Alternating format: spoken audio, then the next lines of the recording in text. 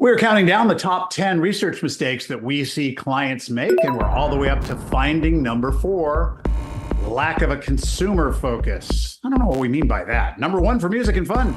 Isn't that consumer focus, Carolyn? Yeah. No. That would be in the column of, I don't care. You know, we see, and we've been saying this for years, as an industry, we've asked questions about us. And do you know who cares about us? Us. Us. And no, they don't care about your midday guy. They don't care about your slogan. You know, they care about what they're doing. And we don't ask questions about that.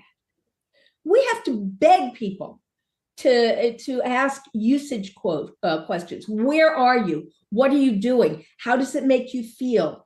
Lee, you've got lists of these questions that just don't matter, where the answer is, I don't care. Well, so often we get urged to forestall learning the hard truth, by just offering an answer choice for I don't care, or I don't know, or it doesn't matter to me one way or the other. So we ask, how do you feel about this or that personality? And by the way, the midday guy or midday woman, their names just never get in there. The mode of listening, if people are working while they're listening, that's a pleasant voice. I like that person. I do or don't relate to them, but they're there. I mean, Mike Saklarides, who was on Coast for about a gazillion years, even in the early 2000s, a couple of years before he retired, they had jingles for that guy, Mike Saklarides, and nobody, no name recognition, none, zilch. So why are we wasting the question slot on it when we could be asking about, I don't know, what are the things in the marketplace where you are that would make listeners maybe more attached to your station? What could you support? What things do they do while they're listening? How can you relate to that? We ask an awful lot of questions about us. I know that in our ratings prospect study over the last couple of years, you've added some questions about various emotional needs that radio fills and other benefits. Obviously, the number 1 is always it's free. And but when you dig deeper, there's actually a ton of stuff that if stations ask could be kind of rolled into their branding. Sure. To set that, I think it was companionship. What were the big ones? Companionship's the massive one that we just don't, we yell at them all the time. I always think of, the experience of walking out of a restaurant at the end of a pleasant meal, and at a decent place, the hostess or host is going to say, hey, thanks for coming in tonight, folks. Hope you have a good night. Where we, Carolyn, go ahead, say what we'd say. We're number 1 for food and fun. And we'd yell it. I remember when we tested audio at another company, and it was a group of male AC program directors. And I'm playing this AC promo that had been evaluated by a group of women. And the promo yells with great sound effects, all you have to do to win. And I stopped the tape at the time and looked at these guys and said, you're talking to a woman at 5:00 in the afternoon. She just had to talk to her teenager who was yelling at her. Yep. She has to finish this work so that she has to make this train to get home and has to figure out what to make for dinner and has to pick up the dry cleaning on the way. She doesn't have to do a damn thing for your stupid contest. Stop talking to people like that. One of the things I think we could share from, I think, our most recent study, and in fact, I think we probably asked this again in our new study, which we'll talk about in a second, and Christian radio does a pretty good job of this. Way FM, K-Love, it's all about getting in a better mood, positive, no judgment. Now, in this election year, I think we all agree that the next 9 months are going to be a proverbial shit show. And people are going to get angry and mad. And I do remember that the last election cycle we went through, the stations that were able to grasp onto that idea of we're the ones who will make you feel better. Music that puts you in a better mood. Yeah, and a station that stays out of the fray. I know so many morning personalities want to weigh into this, want to have a vibe, want to have an opinion. And listen, there are some exceptions where they'll be able to pull that off with aplomb. But for the most part, if you're the host on on a music station, you've got people coming from all stripes. Why do you want to force them to know where you stand?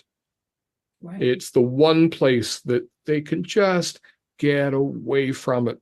If we're of a certain age, we all like those songs from Bon Jovi. Yeah. I don't need to know that you're on the other side of the aisle from me, or that we're on the same. It doesn't matter. We both like Bon Jovi. Yay. Yes, exactly. And, and we don't ask people these things in research. Yep. We're talking about our silly slogans. Yep. They don't care. And you guys have a lot of different questionnaire tactics. I know you've got sliders, you've got, the equivalent of virtual knobs, you've got put things in order. There's lots of way to get at the real key emotional drivers of listening to your radio station, or the things that could be used as a key point of differentiation. Absolutely. Yeah. And, one of the favorite techniques when we get to the end of the questionnaire, we can, make it possible for them to, us to focus on just their station for a moment without revealing that we're working for you. Right. But then we can tee up all of those things to see, do you think the afternoon guy, talks too much about his cat? There's no way for me to get at that in an unaided, mode. But at the end of a questionnaire, I can just tee it up and see how many agree. If it bothers 15% or 10%, who cares? Let him talk about his kitty. But if it's 50%, 30, 40% of a core audience, you've got a powerful plank to go say, stop talking about your damn cat. Yep. Yep. Yeah. Well, we have some news to break. Carolyn and Lee just got out of the field with a 3,200 plus person ratings prospect study, and that's where a good chunk of the sample are people that have actually either accepted a diary or worn a meter or fit our modeling. In other words, we re-recruited them and they said yes to the principle. And so we did ask a bunch of questions about mood and about ways you might use radio. And we also got into the weeds about relationship building and how to have a digital interaction that's meaningful. And we're going to start sharing that. We'll do it in a series of videos here. But guys, I know you're right now, what we're doing is for clients and friends of New Voodoo. Hint, if you're watching this video, we consider you a friend. You can reach out to us at tellmemore@newvoodoo.com. And Lee and Carolyn and the rest of our team will sit down with you and we'll show you 6 new things that we've not yet shared anywhere about likely ratings respondents. Yep. And, straight through, I think I can get through the data in about 20 minutes. Now, if you ask questions, that's on you. If we take a half hour, but I don't think we'd ever take much more than 30 minutes. So it's not a big chunk out of your day. And Carolyn, this is our marketing. This doesn't come with a bunch of high pressure sales pitches, right? We just try to make our radio stations better. Yeah, we care about radio. Yep.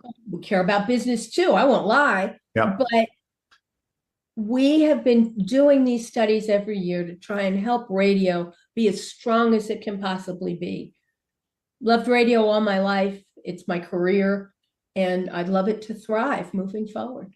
We'll start rolling out those results and little video nuggets here this spring. In the meantime, you can get in touch with Lee at newvoodoo.com, CG at newvoodoo.com, or me, Mike, at newvoodoo.com, and we're glad to work with you. And we'll see you in about a week for our top 3 research mistakes that we see radio stations make. New Voodoo builds digital products and conducts research and marketing campaigns for clients. It's easy to get in touch. Drop us a line at tellmemore@newvoodoo.com.